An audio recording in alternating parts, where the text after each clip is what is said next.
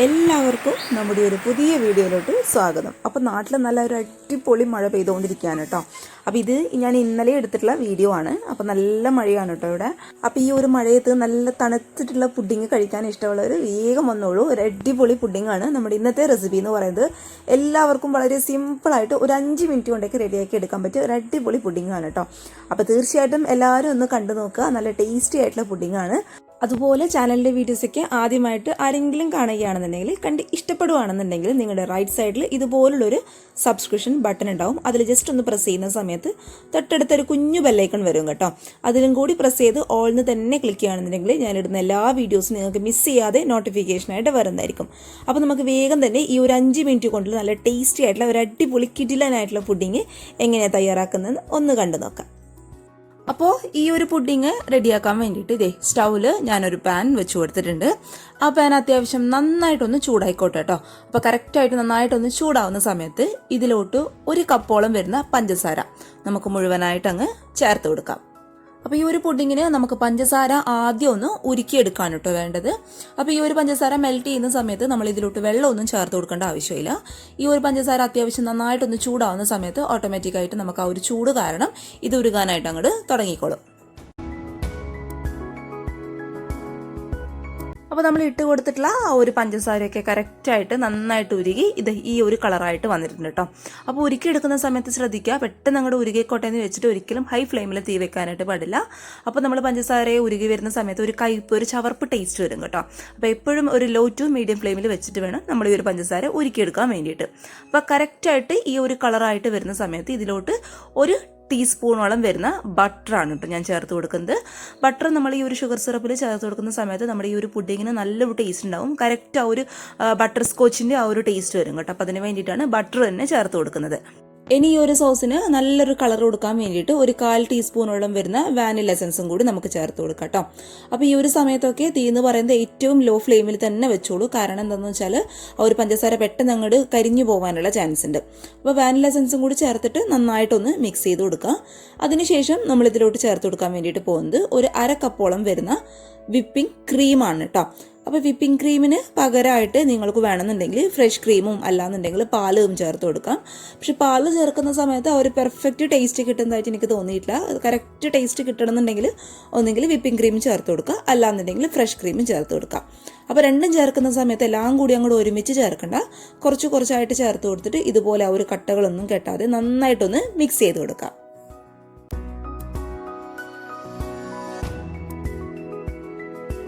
അപ്പോൾ നമ്മുടെ പുഡിങ്ങിനുള്ള സോസ് ഇവിടെ റെഡി ആയിട്ടുണ്ട്. കറക്റ്റ് നല്ലൊരു കളറായിട്ട് വന്നിട്ടുണ്ട്. അപ്പോൾ ഈ ഒരു സോസ് നമുക്ക് ടേസ്റ്റ് ചെയ്ത് നോക്കുമ്പോൾ തന്നെ നല്ലൊരു ഫ്ലേവർ ആയിരിക്കും കേട്ടോ. അപ്പോൾ ഇനി നമുക്ക് സ്റ്റൗ ഓഫ് ചെയ്തിട്ട് ഇത് ചൂടാറാനായിട്ട് അങ്ങോട്ട് മാറ്റി വയ്ക്കാം.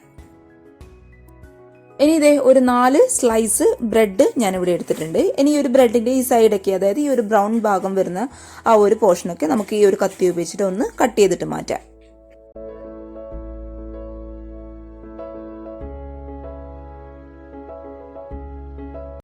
ഇനി ഈ ഒരു രീതിയിൽ നേരെ പകുതിയായിട്ട് ഈ ഒരു എല്ലാ ബ്രെഡും, അതായത് ഈ ഒരു 4 സ്ലൈസ് ബ്രെഡും നമുക്കൊന്ന് കട്ട് ചെയ്തിട്ട് എടുക്കാം.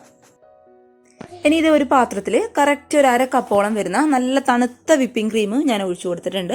അപ്പോൾ വിപ്പ് ചെയ്ത് നമ്മൾ എടുക്കുന്നതിന് മുന്നേ ഈ ഒരു ബ്ലെൻഡറിൻ്റെ ബ്ലേഡും അതുപോലെ നമ്മൾ വിപ്പ് ചെയ്താൻ ഉപയോഗിക്കുന്നത് ഈ ഒരു പാത്രവും ഫ്രിഡ്ജിൽ, അതായത് ഫ്രീസറിൽ 1/2 മണിക്കൂർ മുന്നേ ഞാൻ നന്നായിട്ടൊന്ന് തണുപ്പിച്ചെടുത്തിട്ടുണ്ടായിരുന്നു കേട്ടോ.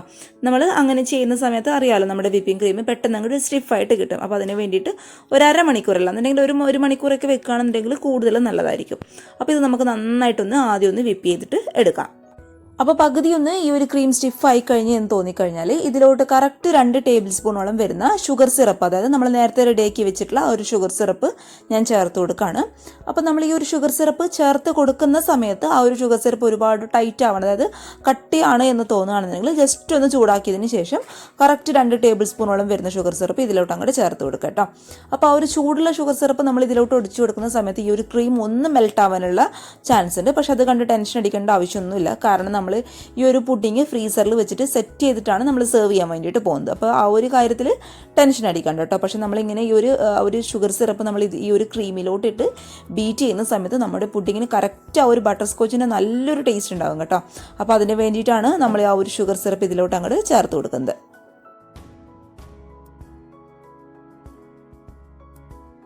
അപ്പോൾ ഇത് ഇതുപോലുള്ളൊരു പാത്രത്തിലാണ് നമ്മൾ പുഡിങ് സെറ്റ് ചെയ്യാൻ വേണ്ടിയിട്ട് പോകുന്നത്. അപ്പോൾ ഇതുപോലുള്ളൊരു പാത്രം ഇല്ലെങ്കിൽ കുഴപ്പമൊന്നുമില്ല കേട്ടോ. നമ്മൾ വീട്ടിൽ സാധാരണ ഉപയോഗിക്കുന്ന സ്റ്റീലിൻ്റെ പാത്രം എടുത്താലും കുഴപ്പമൊന്നുമില്ല. അപ്പോൾ നമ്മൾ നേരത്തെ കട്ട് ചെയ്ത് വെച്ചിട്ടുള്ള ആ ഒരു ബ്രെഡ് കറക്റ്റ് ഈ ഒരു ഷുഗർ സിറപ്പിൽ ഒന്ന് ഡിപ്പ് ചെയ്തതിന് ശേഷം നമുക്ക് ഈ ഒരു പാത്രത്തിലോട്ട് അങ്ങോട്ട് വെച്ച് കൊടുക്കാം. ഇനി ഈ ഒരു ഷുഗർ സിറപ്പ് ഞാൻ ഇതൊക്കെ ചെയ്യുന്ന ഒരു സമയം കൊണ്ട് നന്നായിട്ടൊന്ന് ടൈറ്റ്, അതായത് കട്ടിയായിട്ടുണ്ടായിരുന്നു. അപ്പോൾ ജസ്റ്റ് ഒന്ന് ഉരുക്കി എടുത്തിട്ടുള്ള ഒന്നും കൂടി ഒന്ന് ചൂടാക്കിയിട്ടുള്ള ഷുഗർ സിറപ്പാണ് കേട്ടോ ഇത്. അപ്പോൾ നിങ്ങളും അങ്ങനെ തന്നെ ചെയ്താൽ മതി. ഇനി നമ്മൾ ഈ ഒരു ചൂടുള്ള ഷുഗർ സിറപ്പിലോട്ട് ഈ ഒരു ബ്രെഡ് മുക്കിയെടുക്കുമ്പോൾ കൈ പൊള്ളുന്നു അങ്ങനെ ഒരു പ്രശ്നം ഉണ്ടെങ്കിൽ കുഴപ്പമൊന്നുമില്ല. ബ്രെഡ് ആദ്യം നന്നായിട്ട് ഇതുപോലെ ഒന്ന് അടുക്കി വെച്ച് കൊടുക്കുക ഈ ഒരു പാത്രത്തിൽ.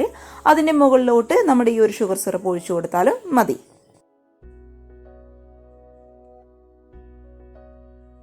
ഇനി ഇതിൻ്റെ മുകളിലോട്ടായിട്ട് നമ്മൾ നേരത്തെ റെഡിയാക്കി വെച്ചിട്ടുള്ള ആ ഒരു വിപ്പിംഗ് ക്രീം കംപ്ലീറ്റ് ആയിട്ട് നന്നായിട്ടൊന്ന് തേച്ച് കൊടുക്കുക കേട്ടോ.